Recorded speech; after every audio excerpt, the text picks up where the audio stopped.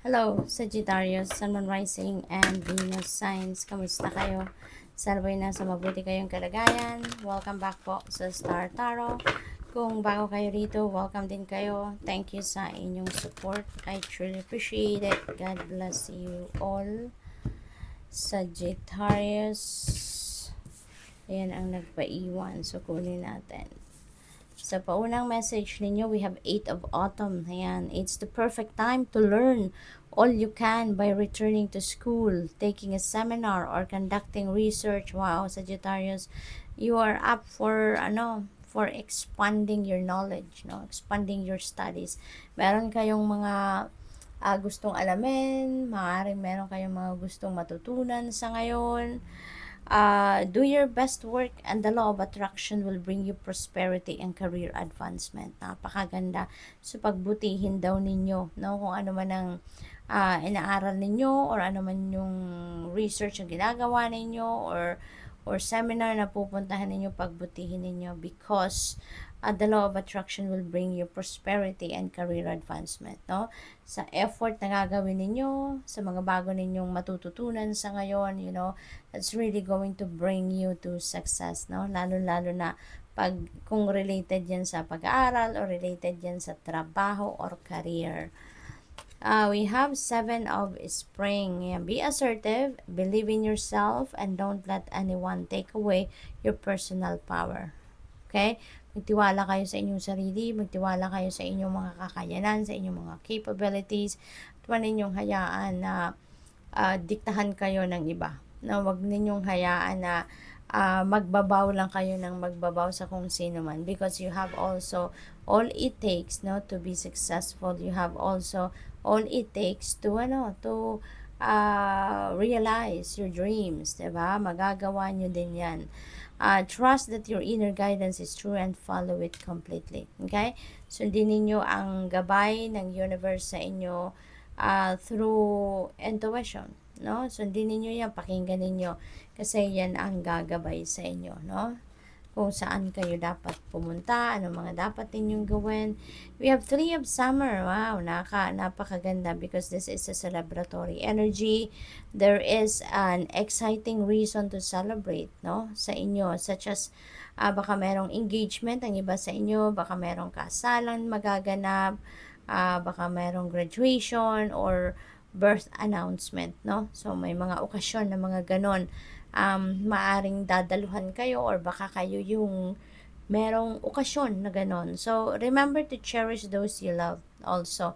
Give time, no, doon sa mga taong mahal ninyo as well. And maybe spend quality time with them, no? Celebrate with those people.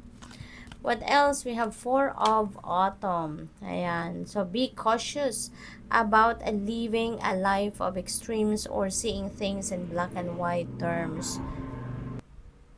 Consider, for example, whether you are spending too much versus hoarding your wealth or giving too much emotionally versus building walls that keep people out. Ayan. So, ang iba siguro sa inyo, baka yung bang ang iba siguro save ng save or puro saving ang ginagawa pagdating sa pera, no?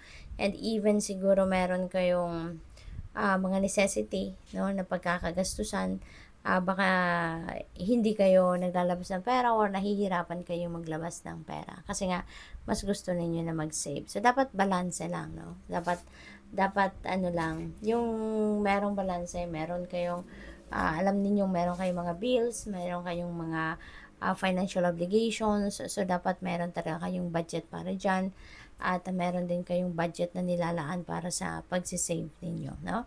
So dapat balance lang. We have ego. You may feel that you're trapped in your situation, but that's not true. Ayan, yun lang ang pakiramdam ninyo, pero hindi yun ang totoo, no? Be careful not to overly focus upon material wealth and break free of negative thinking. Maaaring ang iba sa inyo dito, focused kayo lalo or focused kayo ng, yung parang ang dami ninyong oras na binibigay doon sa mga material na bagay, kung paano dadami pa ang inyong mga material na possessions, maaaring ganon. And also, sabi dito, break free of negative thinking, no? Kasi nga, 'di ba? Kung ano yung iniisip natin, yun ang nangyayari sa buhay natin. Yun ang nagma-manifest sa buhay natin. Kaya kung negative ang iniisip ninyo, so expect ninyo na negative din ang dadating, no? Negative situations din ang mangyayari. Kaya wag na nating alagaan yung mga negative thoughts na yan, but instead palitan natin yan ng positive thoughts para nang sa gayon positibo at maganda at mabuti rin ang dadating sa buhay natin. Yun ang magmamanifest sa buhay natin. We have strength. Yan. True strength is displayed through kindness, forgiveness, and compassion. You have tremendous personal power and courage. Ayan. So, pinapaalala sa inyo ito ng universe, Sagittarius, na huwag kayong mag-alala, huwag kayong paghinaan ng loob, kasi meron din kayong tremendous personal power and courage. I-activate nyo yan. No? Ilabas ninyo yan. Okay? Huwag kayong matakot at huwag kayong mag-alala. Alright? So, we have two of winter. Sabi rito, procrastination and worrying what others will think is blocking you from making a decision. Okay? So, if you're torn between your own desires and someone else's, follow your inner guidance. Okay? Kaya, ano lang kayo, focus. No? Focus kayo at lagi makikinig sa inyong intuition. Yun ang napakahalaga kasi kahit may mga mind chatter kayo or kahit may mga kung ano-ano kayong naririnig, no, from other people, kung focus kayo sa inyong intuition, focus kayo doon sa gabay na binibigay sa inyo ng universe, yun ang magagawa ninyo at hindi kayo maaapektuhan ng kahit anumang opinion na ibibigay or sasabihin ng mga tao sa paligid ninyo.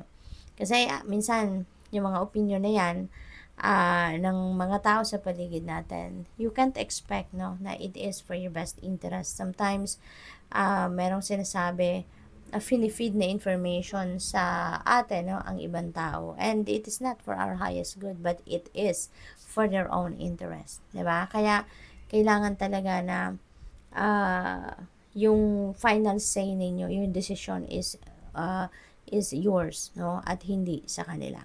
So, what else? We have the Chariot energy. You can successfully balance various or opposing energies at once through determination and focus. You've earned the rewards and recognition you're receiving. Ayan. So, merong ano kayo rito, success, no, na makakamit sa ngayon. And yan ang bunga ng pagsisikap ninyo, yan ang bunga ng inyong determinasyon, no? Maaari din na meron dito mga reward, no? That could be recognition, that could be financial reward na makakamit kayo, no? Because of the job well done na ginawa ninyo. So, good luck. Thank you for watching Love and Light. Namaste.